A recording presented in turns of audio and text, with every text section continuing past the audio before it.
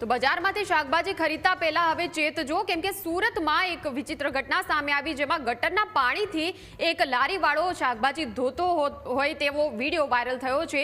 એક જાગૃત નાગરિકે આ વિડીયો ઉતાર્યો। સહારા દરવાજા પાસે આ વિડીયો છે કે જ્યાં આ ફેરિયાવાળો, આ દ્રશ્યો અમે આપને બતાવી રહ્યા છીએ, વાયરલ વિડીયોના જ દ્રશ્યો છે કે જ્યાં ગંદા ગટરના પાણીથી શાકભાજી આ ફેરિયાવાળો ધોઈ રહ્યો છે અને આવા શાકભાજી ખાઈને લોકો બીમાર પડે તો આખરે તેની જવાબદારી કોની, તેવા હવે સવાલો ઉઠ્યા છે। ત્યારે તંત્ર દ્વારા કડક કાર્યવાહી કરવામાં આવે તેવી લોકોની માંગ છે। સંવાદદાતા અમિત ફોનલાઈન પર જોડાઈ ગયા છે। અમિત, આ વિડીયો વાયરલ થયો છે સુરતમાં કે જ્યાં ફેરિયાવાળો શાકભાજી અને ગટરના ગંદા પાણીથી ધોઈ રહ્યો છે, શું આ ફેરિયા સામે કોઈ કાર્યવાહી થઈ છે?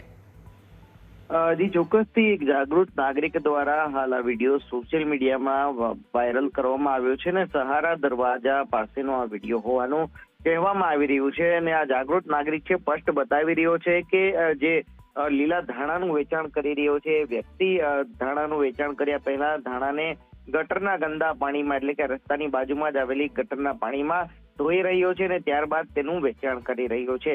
અને આ નાગરિક દ્વારા મહાનગરપાલિકાને પણ અપીલ કરવામાં આવી છે કે જલ્દીમાં જલ્દી આવા ફેરિયાઓ સામે કડક કાર્યવાહી થઈ શકે। મહત્વની વાત છે કે ગંદા પાણીમાં ધોયેલા શાકભાજી છે લોકોના આરોગ્ય માટે પણ ખૂબ નુકસાનકારક હોય છે। ત્યારે આ ફેરિયા સામે હવે પાલિકાનો આરોગ્ય વિભાગ કોઈ કાર્યવાહી કરે છે કે નહીં તે જોવું રહ્યું, પરંતુ હાલ આ વિડીયો છે તે ખૂબ ચોંકાવનારો વિડીયો કહી શકાય, કારણ કે આવા શાકભાજી ખાવાથી લોકો બીમાર પણ પડી શકે છે।